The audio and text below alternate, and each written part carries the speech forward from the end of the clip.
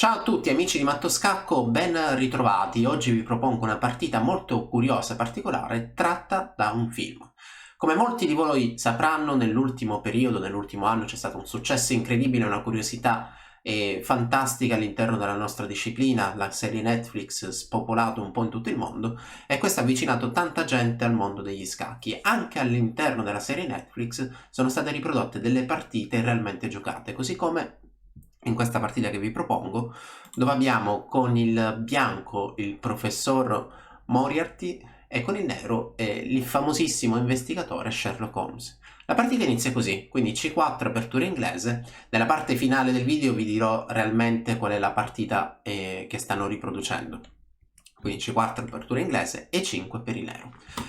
C4 chiaramente è un'apertura molto di attesa, perché non è chiaro, il bianco non vuole svelare le proprie carte, il bianco ha ancora la possibilità di conquistare il centro in modo abbastanza semplice con il cavallo che si sposta in C3, così come con G3 alfiere G2. Siamo ancora nella parte iniziale, dunque non vi dico, non mi inoltrerò troppo all'interno dell'apertura. G3 per il nero. E G3, l'idea è chiaramente quella di controllare la casa D5, così come ogni volta che il vostro avversario giocherà da nero magari un fianchetto, che il fianchetto più comune da nero è sicuramente G6, alfiere G7, e da bianco a colore invertita vi dico che l'apertura vuole che il bianco controlli quanto prima queste due case. Infatti una mossa come cavallo C3 effettivamente riesce in questo, così come un alfiere in G2 esattamente con lo stesso obiettivo, controllare le due case bianche centrali.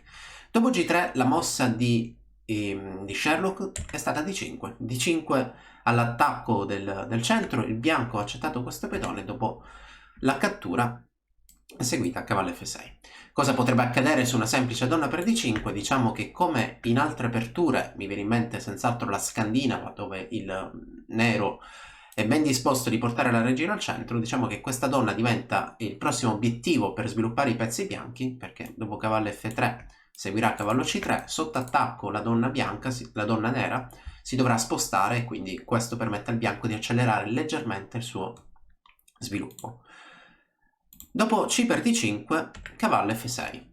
Cavallo F6 è una scelta già molto impegnativa, perché in alcuni casi si potrebbe considerare la spinta E4. Chiaramente E4 in questo momento non è possibile perché il pedone non è difeso da nessuno, e dunque dopo una mossa come cavallo C3 l'idea è esattamente quella di giocare E4, difendere il suo pedone di vantaggio, e quindi dopo cavallo C3 il nero ben costretto a catturare al centro. Cavallo per D5 giocata durante la partita, alfiere G2, mossa di sviluppo, due attacchi sul cavallo centrale che si deve spostare oppure deve essere difeso. Alfiere 6, la mossa giocata, cavallo F3 attaccando il pedone centrale e cavallo C6.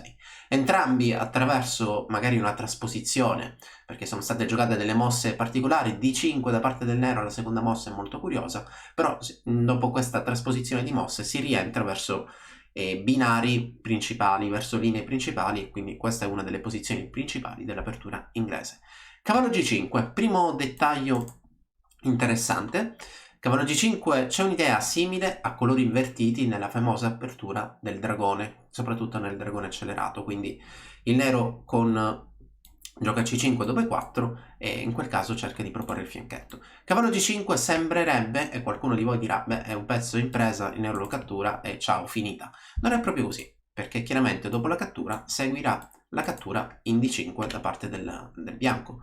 La donna svolgeva un ruolo difensivo verso la casa centrale D5 e chiaramente anche un ruolo difensivo offensivo nel controllo della casa centrale. Dopo cavallo per D5 donna D8, sembra una perdita di tempo, però in realtà è una mossa utile perché si attacca il cavallo che dovrà nuovamente spostarsi.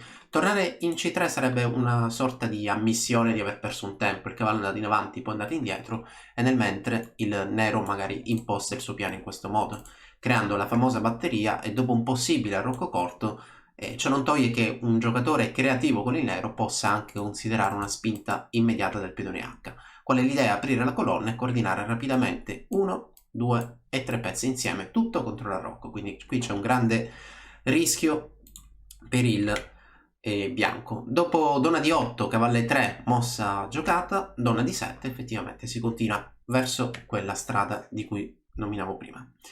D3, alfiere 7, alfiere D2, arrocco corto. Nel momento in cui il nero arrocca corto, ovviamente l'idea di spingere il pedone H non sarà più così efficace, non c'è più una torre dietro a sostenere quel pedone laterale e quindi si può tranquillamente arroccare corto da bianco, posizione abbastanza sicura. Torre di 8 giocata sulla scacchiera e alfiere C3 mantenendo un contatto verso il centro. In alcuni casi, però, sono sempre scelte molto impegnative, il bianco potrebbe considerare dare il proprio alfiere di fianchetto, scelta impegnativa perché l'alfiere di fianchetto è sempre il vostro miglior difensore, quindi dare l'alfiere di fianchetto per togliere il difensore del pedone centrale. Quindi alfiere per C6, alfiere seguita da alfiere per E5, in alcuni casi potrebbe essere una scelta accettabile. Sempre molto rischioso perché, come dicevo, questo alfiere vale oro. Cavallo D4 per il nero. Una mossa come alfiere per B7 guadagna un pedone, però occhio che questo alfiere dopo C6 viene tagliato fuori. Viene tagliato fuori dalla difesa e sotto attacco, probabilmente bisogna spostarlo in A6, che chiaramente è una casa laterale, i pezzi che vanno nelle case laterali perdono spesso efficacia, quindi diventano un po' più deboli. E chiaramente, dato che non c'è più questo difensore delle case bianche, una mossa spontanea come alfiere H3 potrebbe già creare dei problemi. Dopo cavallo D4, torre 1, l'idea difendere il pedone 2 per svincolare la donna. Ok, in B3 improbabile andare lì perché c'è sempre il controllo e l'attacco dell'alfiere di case chiare, però più avanti, chi lo sa, potremmo andare in B3, in A4 o comunque sì, abbiamo tolto un pezzo abbiamo tolto alla donna il ruolo difensivo di difendere 2. F5 giocata, F5 scelta aggressiva, molto interessante l'idea aprire colonne perché il difensore, quindi la torre in F1 che solitamente è chi controlla la colonna F per il bianco, è andato via, quindi quando il vostro avversario muove la torre dell'arrocco, ok, campanello di allarme, se lui ha creato il fianchetto, il piano con F5, F4 potrebbe sempre essere valido. Cavallo C2 giocata per il bianco, arriva F4, così come da programma, e adesso cavallo A3. Scelta interessante, come vedete questo cavallo è stato il protagonista fino adesso del bianco, perché ha iniziato la sua partita in B1, è andato in C3, è andato in D5, è andato in E3, è andato in C2 e adesso, come vedete, tutte queste frecce creano una posizione in cui il cavallo si sposta verso il lato della scacchiera. Sarebbe sicuramente una mossa sbagliata, anche se ovviamente vale la pena considerarla, alfiere per A3. Alfiere per A3, pedone per A3, è vero che ho rovinato la struttura pedonale del mio avversario, però nel momento in cui sto cercando di impostare un gioco dinamico, un gioco tattico, togliere i pezzi dalla scacchiera, semplificare troppo, in realtà aiuterà il difensore, quindi questo alfiere è importante mantenerlo, anche perché prima o poi potrebbe avere un ruolo efficace sulle case nere, magari in C5 puntando il avversario, forse in D6 sostenendo magari questo pedone F. Alfiere G5 giocata per il nero, il cavallo salta in C4, nuova mossa di cavallo e dopo pedone per G3 e finalmente si è arrivati all'apertura della colonna F. Questo pedone in F2 potrebbe essere un obiettivo perché è semplicemente difeso soltanto da re. Quindi don F7 lo attacca e qualcuno dovrà difenderlo e torre F1 effettivamente torna in difesa. E4 per il nero, questo è il momento più importante, ma questa mossa è veramente bella.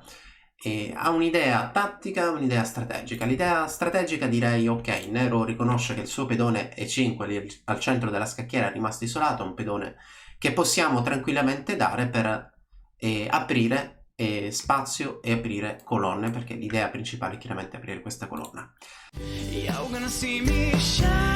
Shine, shine, shine, walking on beams of light, light, light, light, light.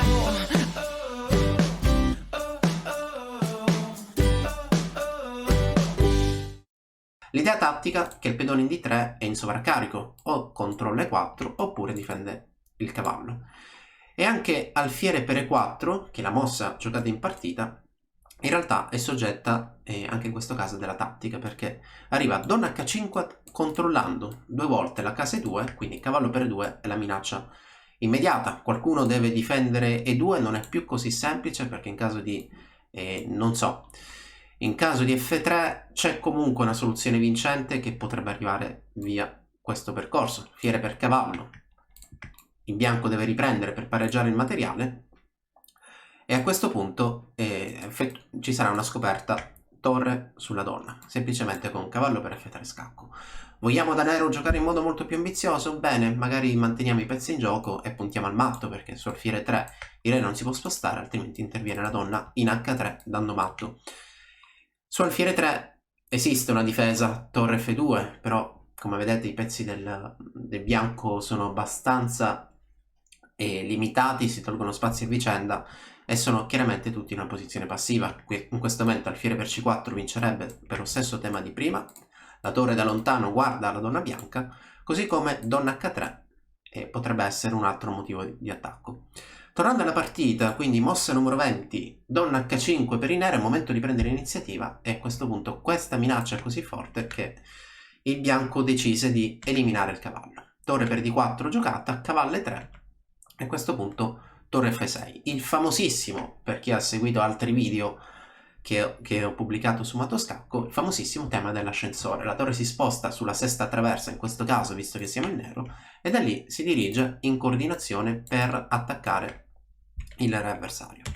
Alfiere F3 giocata, donna H3, creando nuovi temi tattici, perché l'idea immediata è alfiere per E3, il pedone deve catturare e dopo donna per G3 arrivano tutti i pezzi del nero, i pezzi pesanti sono già pronti e coordinati per attaccare.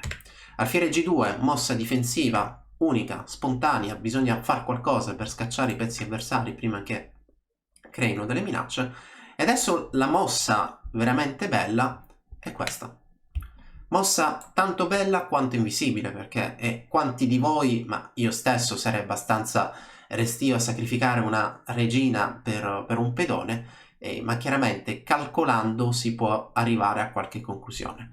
Donna per pedone è un sacrificio importante che porta a una complicazione tattica che alla fine darà ragione al nero.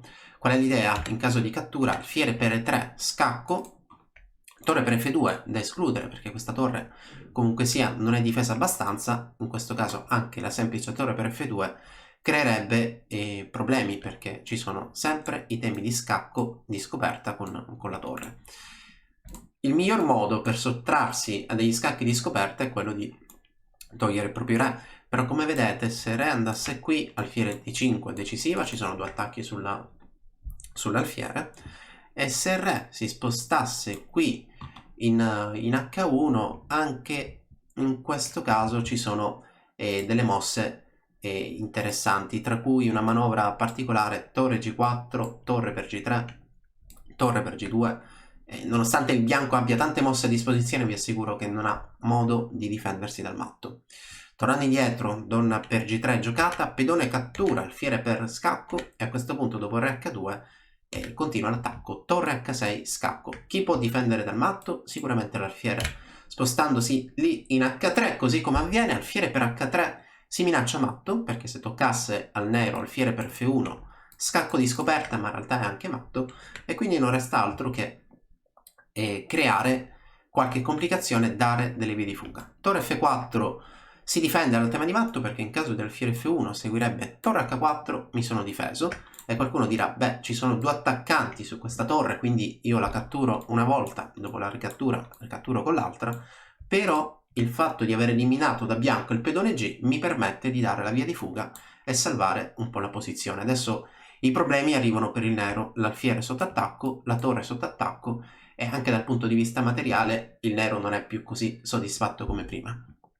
Torno dunque indietro, torre F4, tentativo di difesa per il bianco, e dopo torre per F4, pedone per F4, arrivò alfiere F2. Mossa molto difficile, il punto di partenza ogni volta che attacchiamo è sempre quello di dare scacco, quindi alfiere per F4 senz'altro è una mossa più spontanea, ed alfiere F2 ripropone esattamente lo stesso tema di prima, alfiere F1 scacco di scoperta, ma in realtà matto di scoperta. Donna B3 scacco per il bianco, tentativo di fuga, però in realtà dopo la semplice H8 alfiere F1 scacco matto non è più possibile da difendere.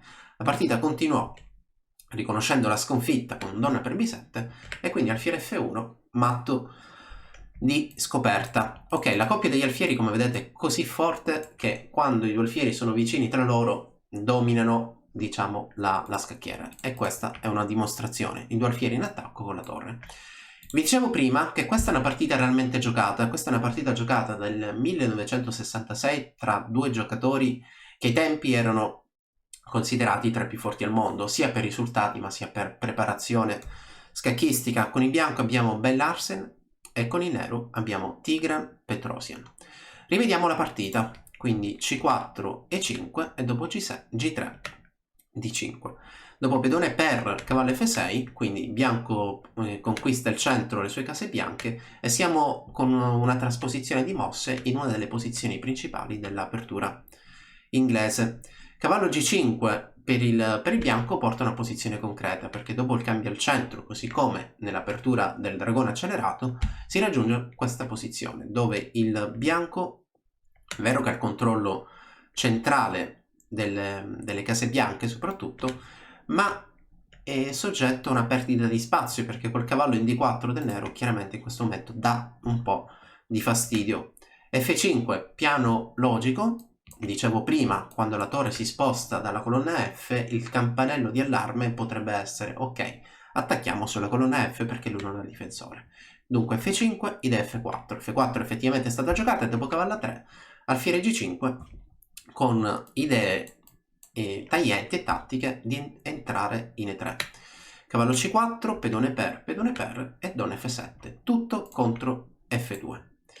A questo punto E4. E4 direi che senz'altro è la mossa più bella e più forte della partita, quella mossa che cambia un po' l'esito dell'incontro perché prende iniziativa, coordina rapidamente i pezzi. Infatti in partita dopo alfiere per E4, donna H5, tutto contro il punto E2, e a questo punto, dopo che l'alfiere di case nere lascia la scacchiera, il bianco si ritrova con 1, 2, 3, 4, 5 pezzi coordinati contro il re. Il bianco non ha tanti difensori ed effettivamente la partita continua così. Il famosissimo tema dell'ascensore neutralizzato dal alfiere G2, però purtroppo alfiere per G2 è soggetto a questa mossa fantastica. Donna per G3, pedone per G3, alfiere scacco. Il re si sposta e dopo lo scacco in H6 non resta altro che difendere con questo alfiere. Alfiere H3, alfiere per H3, così come dicevo prima, il tentativo di creare il matto con alfiere F1 viene creato effettivamente, ma posticipato da questa sequenza di mosse. La partita dunque si conclude con questo scaccomatto sportivo che il bianco permette di dare al nero. Perché sportivo? Perché riconosce che la coordinazione creata è così bella che ben venga a farsi dare scaccomatto. Ok, appuntamento alla prossima, spero che questo video vi sia piaciuto, come sempre date spunti, consigli, seguite i canali di Matto Scacco e appuntamento a presto. E ora per continuare che cosa posso fare? Beh, innanzitutto ti consiglio di iscriverti al nostro canale in modo tale da non perderti le nuove video lezioni. E poi puoi vedere il video che è stato più cliccato in questa settimana. Ci vediamo, ciao!